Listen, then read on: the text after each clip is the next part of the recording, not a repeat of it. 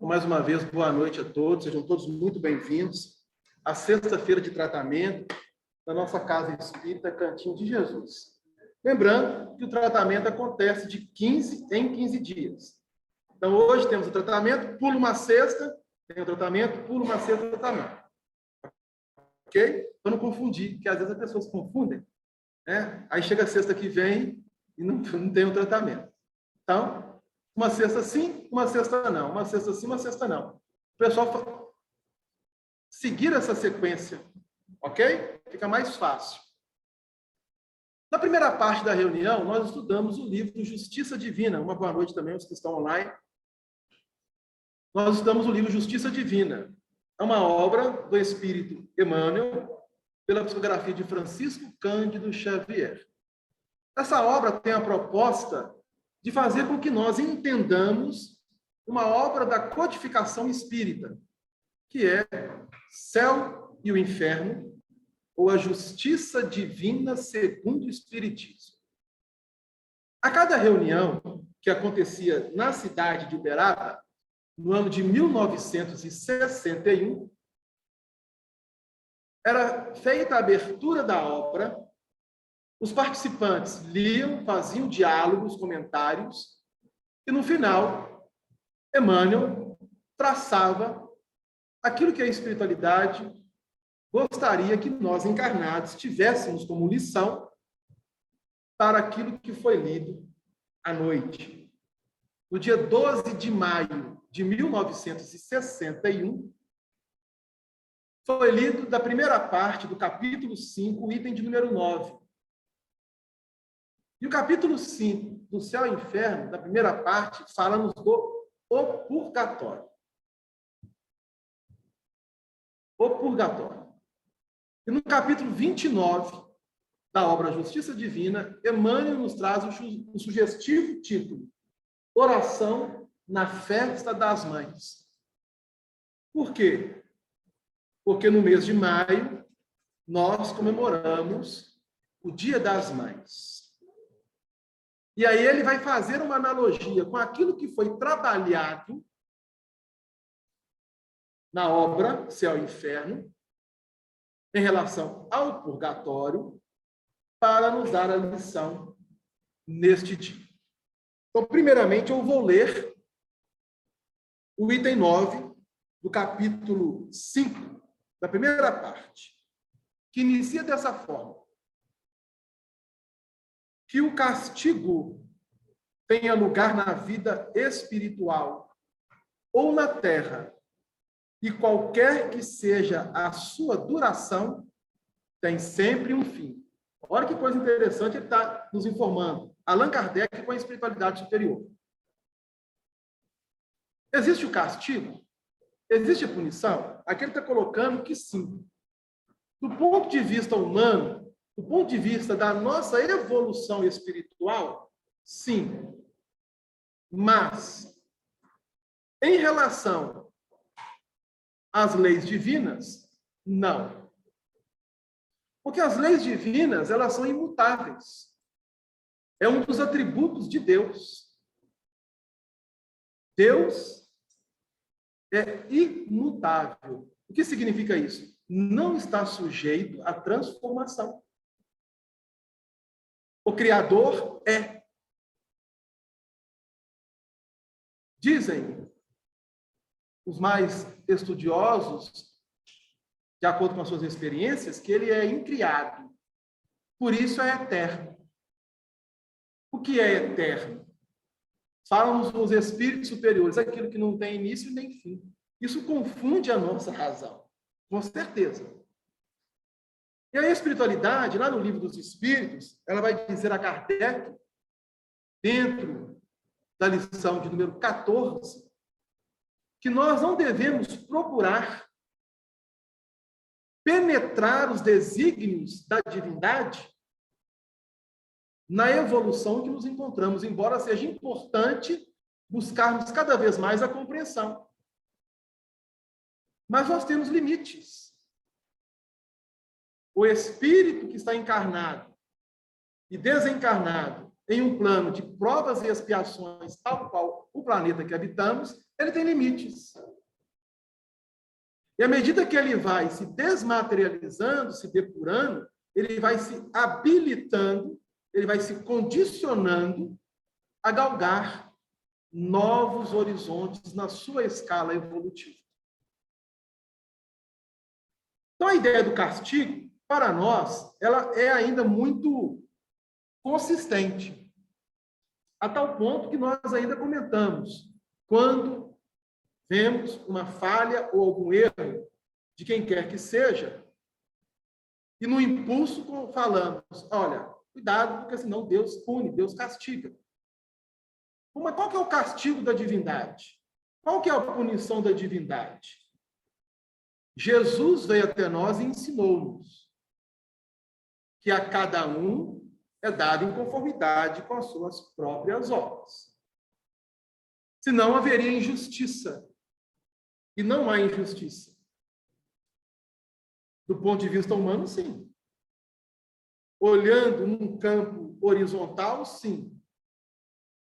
Mas, à medida que nós vamos despertando no entendimento das leis divinas, nós vamos nos posicionando diante delas com o objetivo de voltarmos para nós e, ao olharmos para nós, trabalharmos o que necessitamos melhorar, transformar, mudar, tendo em vista que somos espíritos.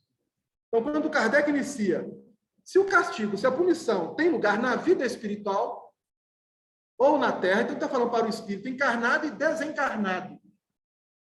Uma coisa é certa, qual? Ela tem um fim. Por mais longa que seja a sua duração, terá um fim. Adelano, por que tem fim? Porque todos os espíritos criados por Deus têm como fatalidade, aí sim há uma fatalidade, chegarmos à felicidade.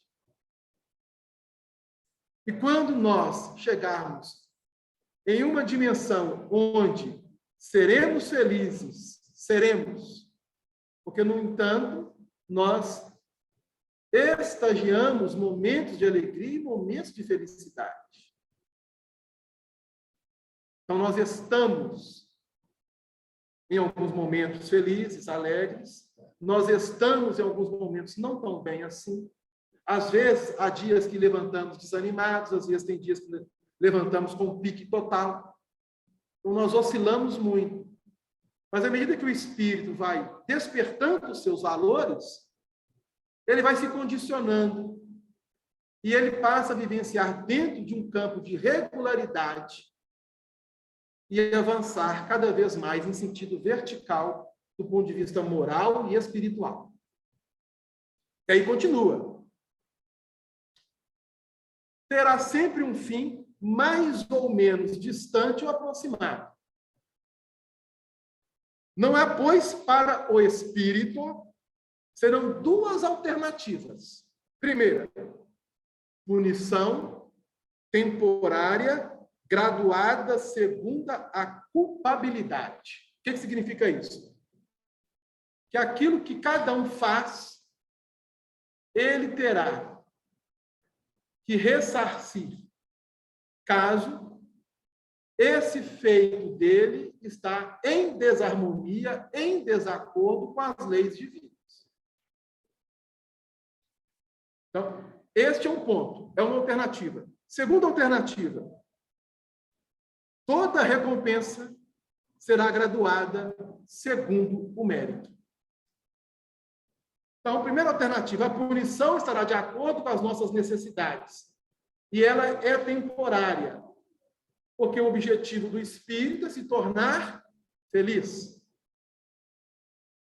Mas se ele, ou se nós estamos criando méritos, também o mérito que receberemos será proporcional dentro daquilo que nós realizamos, dentro daquilo que nós fazemos.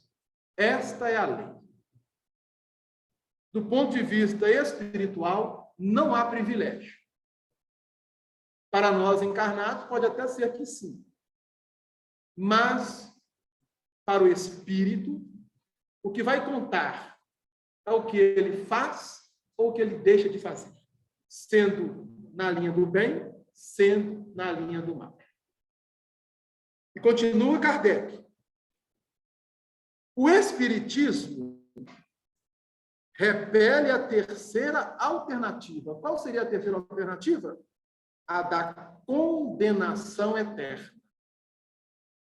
Então, nessa obra Céu e o Inferno, que é a quarta obra da codificação espírita, nós estudamos capítulo que fala sobre o céu, qual é a visão espírita sobre o céu. Um capítulo que fala sobre inferno, qual é a visão espírita sobre inferno. E neste capítulo 5, Kardec está tratando do purgatório. Aí nós vamos entender qual é a ideia do purgatório e por que foi criado o purgatório. Porque antes do purgatório ser criado, nós tínhamos duas condições dentro da desencarnação do espírito. Qual? O céu ou o inferno. Ou a recompensa ou a condenação eterna. Então, imagine, você mãe, você pai, você filho. Você constrói laços afetivos durante uma existência. E quando chega-nos a desencarnação, há um momento de separação. Veja bem, há um momento de separação, não de perda. Porque quem ama verdadeiramente não perde quem quer que seja. Então, a desencarnação é um momento de separação transitória. Porque os que constroem as bases do amor numa relação, reencarnado ou desencarnado, caminharão em comunhão para Deus. Caminharão em comunhão para Deus. Aí, a ideia, anteriormente à doutrina espírita, era: fulano desencarnou, ele foi para o céu, para o inferno. Como que nós poderíamos saber, do ponto de vista humano? Aí muitos vão dizer assim: mas ele fazia tanta ruindade, tanta maldade. Beleza, tudo bem, é um parâmetro. É um parâmetro. Fulano desencarnou, foi para o céu. Como que nós podemos dizer? Mas ele era tão bom, fazia caridade, fazia isso ou aquilo. Nós temos um parâmetro. Mas ninguém conhece o coração de quem quer que seja, a não ser os espíritos superiores e Jesus. Eu posso estar falando aqui, mas ninguém sabe o que vai dentro do meu coração. Da mesma forma, os que estão assentados, me ouvindo, eu não sei o que vai no coração de cada um de vocês. Mas os espíritos superiores nos conhecem. Jesus conhece cada um de nós pelo nome. Adelano, será perfeitamente. Todos os espíritos que estão no planeta Terra, encarnados ou desencarnados, Jesus os conhece. Cada um, independente do grau evolutivo em que se encontra. Ele nos conhece. Resta saber se nós, de fato, estamos agora conhecendo Jesus. E aí a condenação eterna, o Espiritismo repele, porque fulano foi para o céu. Aí eu chego lá no céu, né? Vontade de me chegar no céu, né? Aí eu chego no céu. Sou recebido por um amigo espiritual. Primeira pergunta: quem dos meus parentes está aqui? Todo feliz, né? No céu, o sorriso. Aí ele vai perguntar assim: quem que são seus parentes? Aí eu começo a falar: não, beleza, peraí. Aí vem com uma pastinha. Uma pastinha que está os nomes das relações que eu tive. Seu pai, fulano de tal, sua mãe, fulano de tal, seus irmãos, sua esposa, seus filhos, seus avós, paternos, maternos, e aí vai. Bom, desses que desencarnaram, aí ele começa a falar. Fulano está aqui no céu. Beltrano está aqui no céu. Ciclano está aqui no céu. Fulana está no inferno. Esse aqui está no inferno. Vai que dentro desses espíritos que nós relacionamos, há um que nós temos muita afinidade. E ele fala, esse ou essa que você tem afinidade está no inferno. E agora, como é que eu faço para vê-lo? Não tem como. A ideia é condenação eterna, perpétua. Quem foi para o céu, céu. Quem foi para o inferno, inferno. Mas como que eu posso ver ele? Então eu quero para o inferno. Não pode, você está no céu. E nem quem está no inferno pode vir para o céu. Aí eu vou ficar eternamente, sem poder abraçar, sem poder ver o sorriso daquela pessoa, sem poder conversar, sem poder ter momentos de comunhão com aquele coração querido. Essa é a doutrina que nos foi ensinada durante séculos. Hoje, a razão não é questão religiosa. A nossa razão repele isso porque nenhum coração que tenha outro coração querido vai querer estar separado pela eternidade. Eu quero vê-lo. A não ser que alguém pode dizer assim, olha, eu convivi com fulano e se ele for para o inferno, eu vou dar graças a Deus. Porque eu não conheço ninguém em sã consciência, e nós falamos que somos caridosos, que somos bondosos. E quando há uma discussão mais acalorada, na discussão é muito comum as pessoas falarem assim, quer saber de uma coisa? O quê? Vai para o inferno. Ah, mas você não é bom? Então, por que você não mandou para o céu? Por que você mandou para o inferno? Ninguém chegou para mim e falou assim, ó, Delano, você vai para o céu. Quando alguém está com raiva de mim, manda, né? Porque se fala assim comigo, eu quero que você vá para o céu. Mas ninguém fala assim. Geralmente a pessoa fala, você vai para o inferno. Não é assim? E num tom ríspido. Bom, e eu lá, conversando com meu amigo espiritual, e agora, o que eu faço? A felicidade não poderá estar comigo. Porque alguém que eu amei tanto está numa região em que eu nunca mais terei contato com essa pessoa, com esse coração querido. Como é que faz? Aí, o Espiritismo repele a condenação eterna. O inferno permanece como figura simbólica dos maiores sofrimentos, cujo termo é desconhecido. Aí ele coloca, o purgatório é uma realidade. Então vejam bem. O que os espíritos superiores falam que o purgatório é uma realidade. E o purgatório foi instalado pela igreja na Idade Média para resolver essa questão. Qual questão? Olha, fulano não fez o bem, não fez nem o mal. Ele desencarnou. Ele vai para o céu ou para o inferno? Aí, interrogação. Como é que nós vamos resolver essa questão? Aí, obviamente, a espiritualidade influenciou. Purgatório. Instalaram o purgatório. Mas o que é o purgatório? Bom, veja bem o que a espiritualidade vai falar. Eu vou voltar um pouco aqui.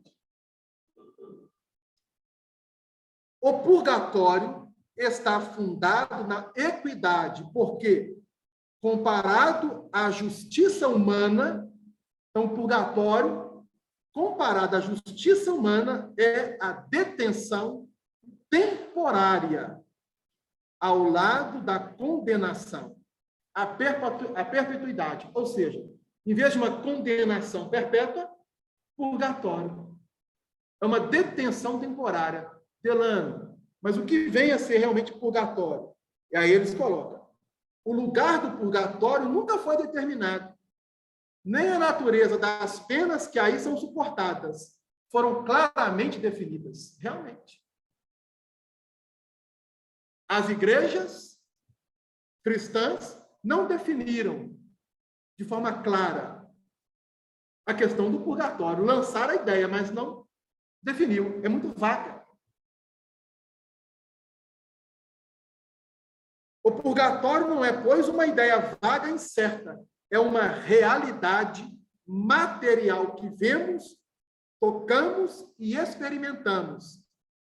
Está nos mundos de expiação e a Terra é um desses mundos.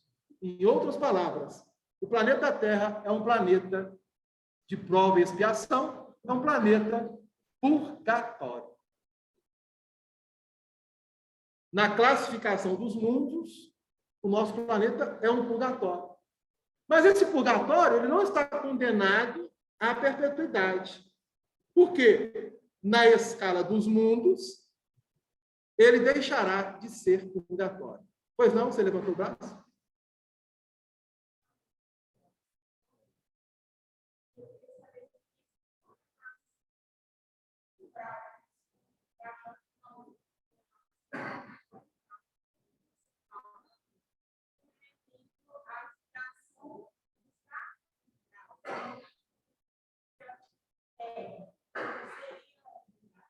Sim, sim. Você sabe onde começa o umbral? Alguém sabe onde é que começa o umbral? Você está no umbral. Você está na casa espírita. Graças a Deus. Mas do ponto de vista espiritual, em termos de fluidos, de energia, de vibração, o umbral começa na superfície da crosta. Então, nós encarnados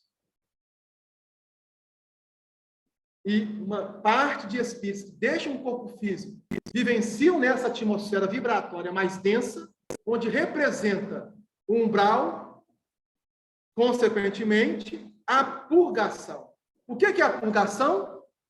Uma expiação, ou, entre aspas, tá? Para entendermos, uma espécie de punição temporária em que cada espírito terá que expurgar, eliminar as suas impurezas. Quem colocou a impureza? Deus? Não, o próprio Espírito. Para ficar mais claro, aqui tem essa água. Eu vou tomar água.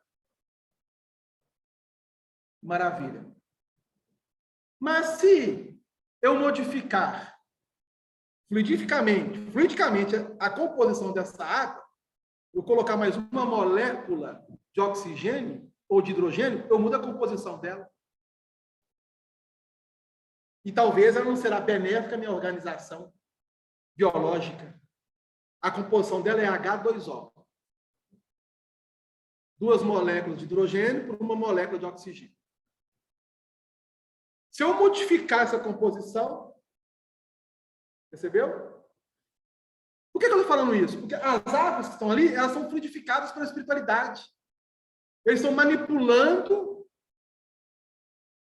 campo de energias eletromagnéticas dentro dos elementos que há na Terra. Tem elementos, não na tabela periódica, se você os encontra. Eu estou com falta de ferro. Eles estão colocando um elemento ali que vai suprir essa necessidade de você. Eu estou com um problema assim.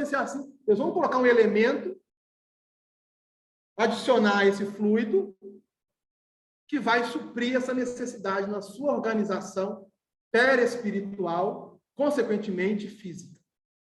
É assim que funciona. Então, o purgatório é na Terra. Não é uma ideia vaga. Mas, contrariamente à ideia que dele se faz, depende de cada um abreviar ou prolongar o seu futuro, de permanecer nele. Bom, quando os homens estiverem melhorados, não fornecerão ao mundo invisível senão bons espíritos. E estes, em se encarnando, não fornecerão humanidade. Ah, meu amigo, vem para o tratamento também, nosso amigo. Pode sentar aí e ficar quietinho, viu? Pode ficar tranquilo aí. Seja bem-vindo. Aqui não é uma igreja, não, mas é uma casa espírita. E nas igrejas também, quando a porta está aberta, os nossos irmãos na escala inferior entram, aqui também são bem-vindos. Seja bem-vindo. É porque entrou um cachorro aqui, tá, gente? O pessoal está online, eles vão sem entender. O que está acontecendo? Entrou um cachorro aqui, tá? Beleza? A humanidade corporal, senão elementos aperfeiçoados. Então vai depender de nós. E aí, Emmanuel, de forma sábia, porque era mês de maio, em uma reunião que estava antecedendo o domingo em que se comemora o Dia das Mães, ele trabalha no capítulo 29, uma oração às mães. Fica aqui, meu filho. Fica aí. Ele está precisando receber tratamento, mesmo como é que está. Fica quietinho aí. Isso. Oração na festa das mães é uma oração. E nós vamos dedicar essa oração a todas as mães, a todas as mulheres. Em nome de Maria de Nazaré. Diz Emmanuel: Senhor Jesus, junto dos irmãos que reverenciam as mães, que os amam, para os quais te rogamos os louros que mereceram, embora atentos à lei de causa e efeito, que a doutrina espírita nos recomenda considerar, vimos pedir que as bênçãos também sejam levadas às mães esquecidas, para quem a maternidade se erigiu em purgatório de aflição. Ou seja, terá que passar por um processo de depuração. Pelas que jazem na largueza da noite, conchegando ao peito os rebentos do próprio sangue, para que não morram de frio. Pelas que estendem as mãos cansadas na praça pública, suplicando em nome da compaixão o sustento que o mundo lhes deve à necessidade. Pelas que se refugiam nas furnas da natureza, acomodando as crianças enfermas entre as fezes dos animais. Pelas que revolvem latas de lixo, procurando alimento apodrecido, de que os próprios cães se afastam com nojo. Então, chegou aqui para ouvir. Pelas que pintam o rosto, escondendo lágrimas, no impulso infeliz de venderem o próprio corpo a coração desalmados, acreditando erroneamente que só assim poderão medicar os filhos que a enfermidade ameaça com a morte. Pelas que descobriram calúnia e fel nas bocas que amamentaram, pelas que foram desprezadas nos momentos difíceis, pelas que se converteram em sentinelas da agonia moral, junto aos cátres de provação, pelas que ao viuvez entregou a cobiça de credores inconscientes, pelas que enlouqueceram de dor e foram trancadas nos manicômios, e por aquelas outras que a velhice da carne cobriu de cabelos brancos, e sem ninguém que as quisesse, foram acolhidas como sombras do mundo nos braços da caridade. São elas, Senhor, as heroínas da retaguarda, que pagam à terra os mais altos tributos de sofrimento. Tu, que reconfortaste a samaritana e secaste o pranto da viúva de Naim, que restauraste o equilíbrio de Madalena e levantaste a menina de Jairo, recorda as filhas de Jerusalém, que te partilharam as agonias da cruz, quando todos te abandonavam, e compadece-te da mulher. Mas muito mais, de nós seres humanos, homens, no campo biológico, que ainda trazemos, como ele colocou, o coração desalmado que fere a mulher. Jesus, que a espiritualidade tenha compaixão e piedade de todos nós. Então, nós vamos encerrar essa primeira parte, dando boa noite a todos, e vamos convidar agora o nosso irmão Telmo